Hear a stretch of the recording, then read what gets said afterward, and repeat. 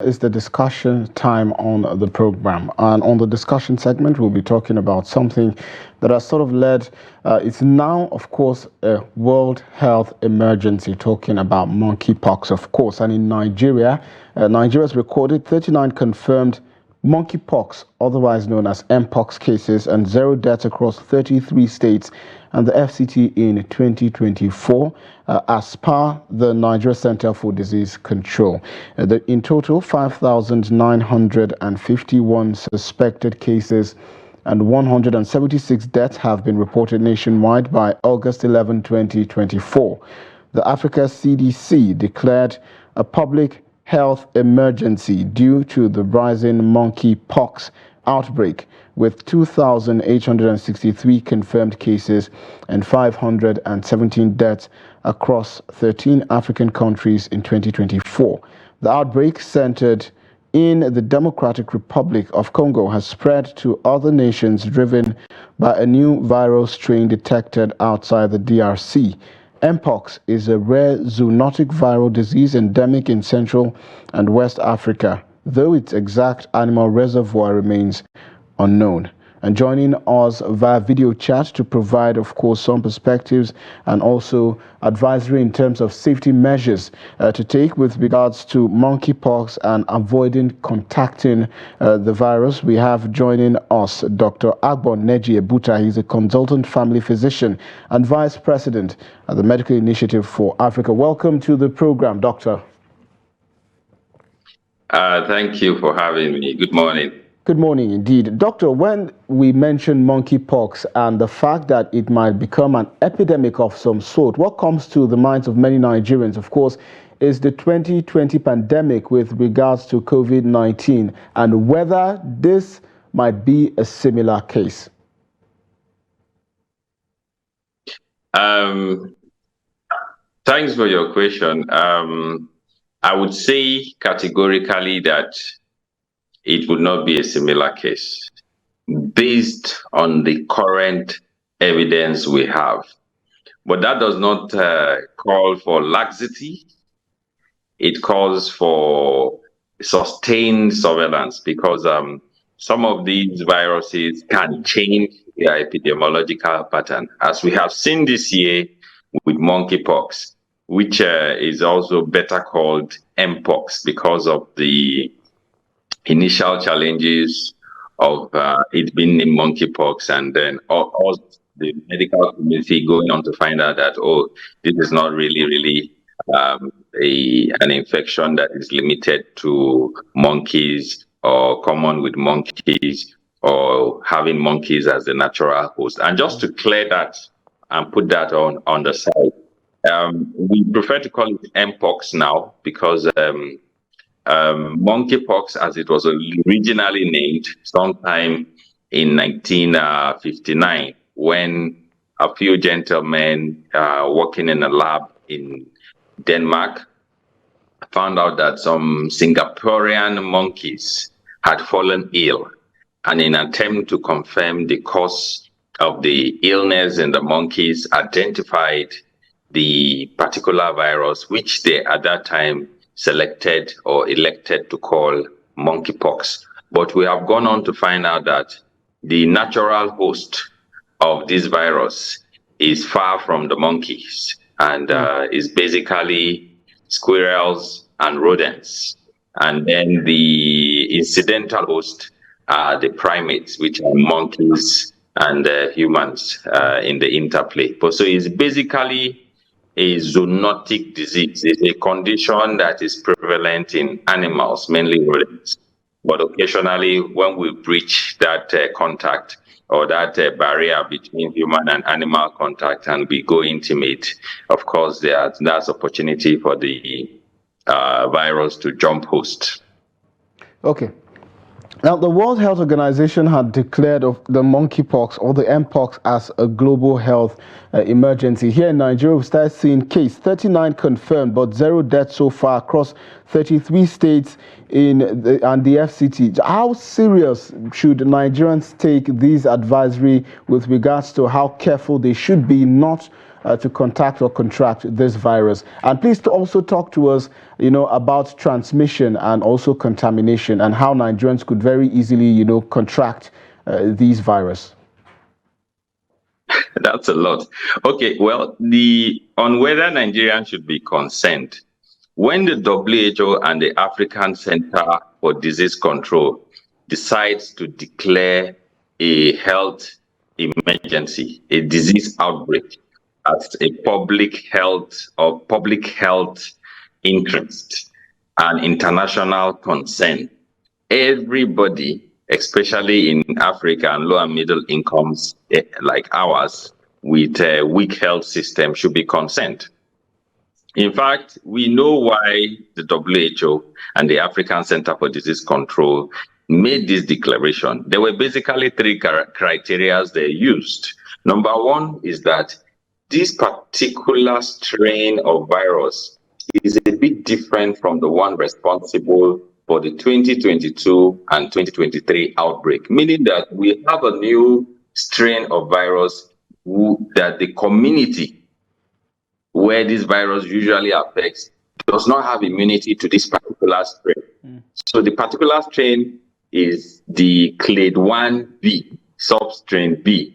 And we have also noticed that within the same time period, compared to 2022, 2023, the virus has affected more people than in the past. So in 2022, in the whole year, we had just about 7,000 plus cases. And then in 2023, we had a total of just under 15,000 cases.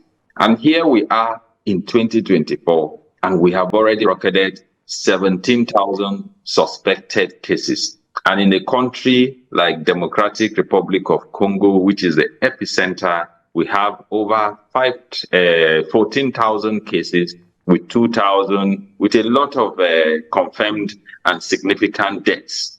So again, because the new substrain is causing more cases than in the past, the WHO felt that was important and took notice. The second criteria was that for countries that had not recorded any case in the past, especially in East Africa, countries like Kenya, Uganda, and then Rwanda and Burundi. 4 of these countries had not recorded previous cases compared to in the past. They have not recorded cases at all. But if you look at the geographical location of these countries, we are not surprised. These countries are contiguous to Lake Tanganyika, and they are separated from the epicenter, Democratic Republic of Congo, just by that lake. So that's why while we have 14,000 cases suspected in Democratic Republic of Congo, we have about 100,000 cases.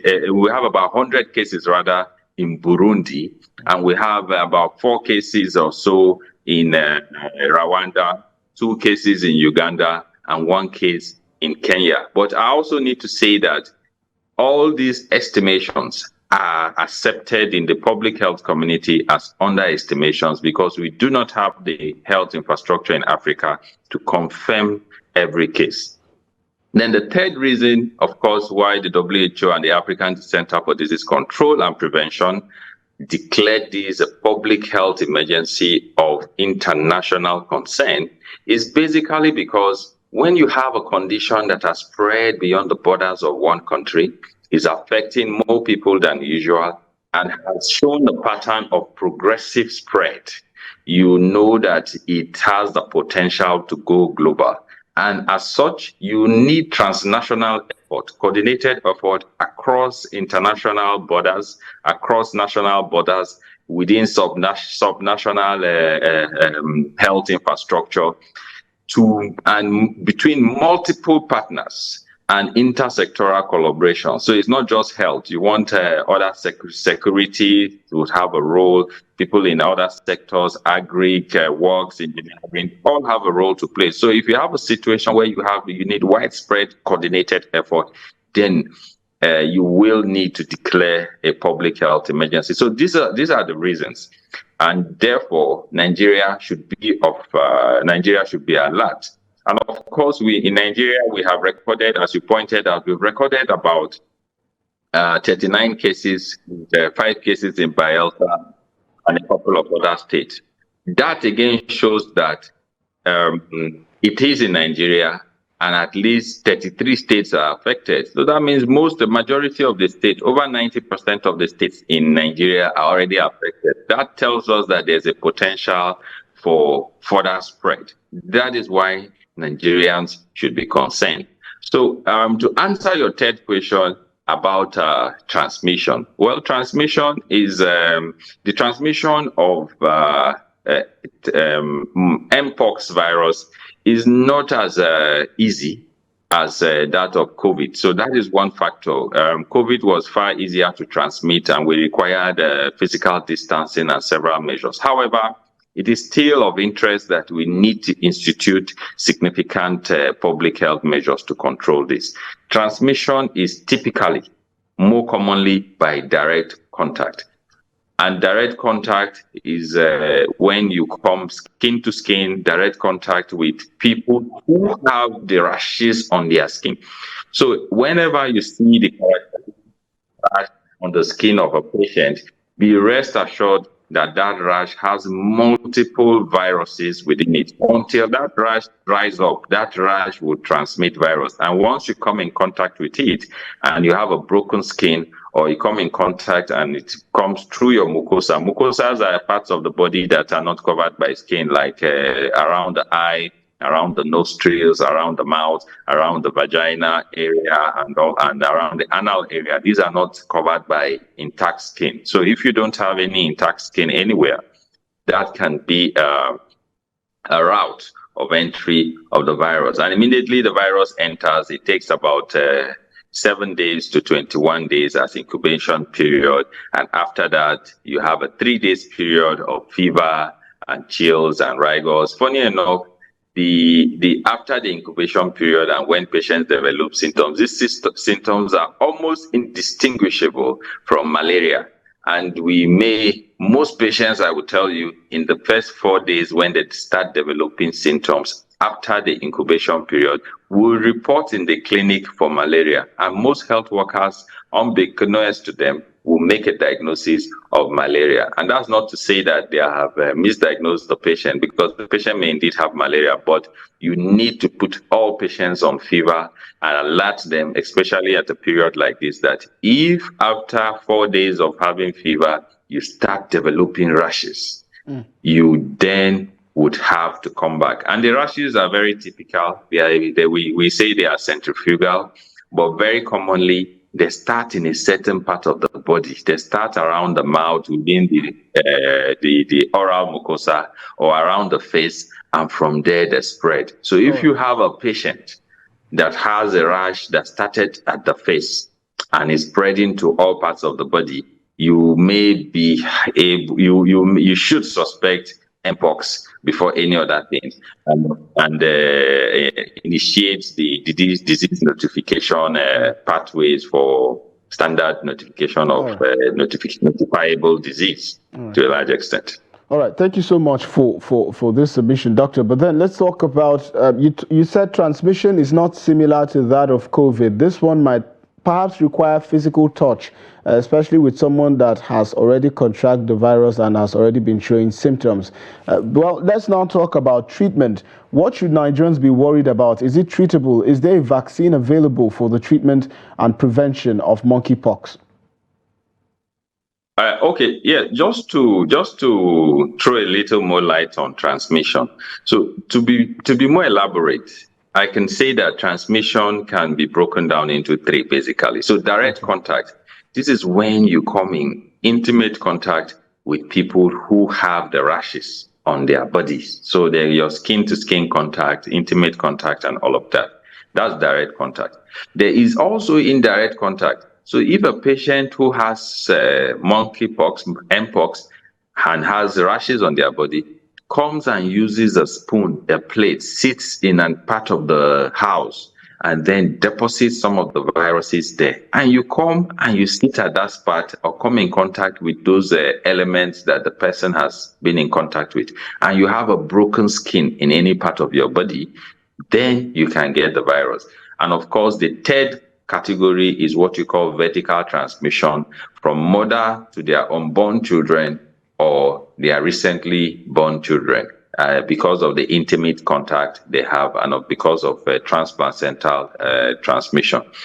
So that aside, in terms of treatment, well, the interesting thing with Mpox virus is that just like the chickenpox virus, and we know the treatment is mainly supportive. That is not to say there is no specific treatment, and I will elaborate on that. Treatment is supportive because the patient will have a small, like a swelling on the skin, like a boil. That boil will become soft later, and it will create, it's like a vesicle, but sometimes it gets infected, full of pus. And that is a problem. Sometimes when those rashes become infected with bacteria, what we call is secondary bacterial infection, and the patient can have sepsis. More often than not, that is what causes a lot of problems for people with adjusted immunity, with low immunity. And the category of people who are vulnerable are children who are under 5, of course, their immunity is still developing, or elderly people whose immunity is now waning, or people with diabetes that is not well controlled, or HIV that is not well controlled, or people with cancer who are on cancer medications that suppresses the immunity. In fact, anything that reduces your immunity increases your risk of developing serious Mpox infection. But I can tell you that a majority of patients will fare very well. In fact, with the current outbreak, with over 2,800 cases confirmed and 500 deaths, the case fatality rate is not too much. It's roughly most times between 3 to 4%, and in some areas is much low. So death rates from Mpox is not too high, especially if you have access to care, but care is mainly supportive. So patients who have fever, you give them fever medications.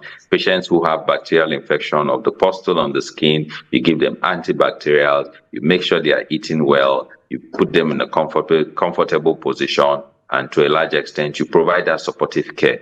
But there are a few patients that we clinicians will prefer to use a specific medication. It's actually called T-Pox. It's quite expensive, but it's very useful. It's taken for 2 weeks, and you have excellent results.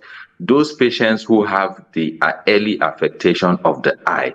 So if you have Mpox and it affects the eye, the patient can have a condition called keratitis. So the layer of the eye that is outermost may become inflamed, and it can lead to blindness, and you will need corneal transplant for you to retain your sight. And if not properly managed, it can go worse. So some of those patients may have need for medications, early use of medications, but this is not the rule. This is in very rare cases. Okay. Also, patients who have abnormal behavioral symptoms suggesting that their brain has been infected. We call that encephalitis. If you notice the patient is at the early phase, definitely you would have to put this patient on T-Pox medication for 2 weeks, and hopefully he will do well. With respect in respect to vaccination, vaccination is a preventive measure.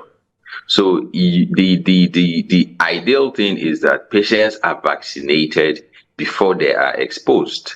But I'll also talk about scenarios where you can still vaccinate patients who have already been exposed. So what the public health intervention program would target is that, look, we are going to target patients who have higher vulnerability. So children who are malnourished, elderly people who have low immunity and comorbidities like diabetes and the rest, cancer patients who are not who have suppressed immunity due to cancer chemotherapy medications, people who have had kidney transplant and are on suppression medication to prevent kidney rejection, and patients who are HIV patients who are failing on their medications.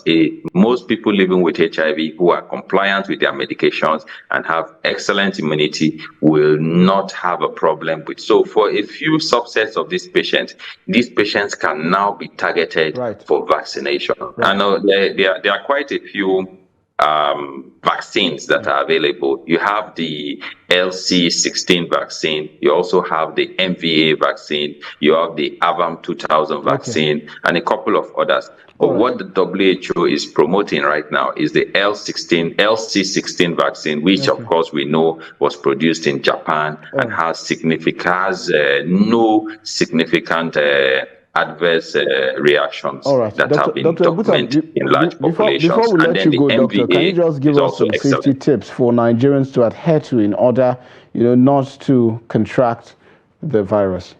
Just a few of them. Well, the interventions, of course, have been taken by the government, but at the public health level, Nigerians should remember that hand hygiene is sacrosanct. Hand hygiene is critical. When you come in contact with any ill person, not even just because of Mpox, make sure you wash your hand. If you do that, you may be saving a life and you may be saving your life. That is number one. Number two, obviously, is that if you have rash, you need to report to a health center, and that will be escalated and you will receive proper intervention. Key interventions will include that such patients, of course, will need to be isolated for a period until their rashes dry up.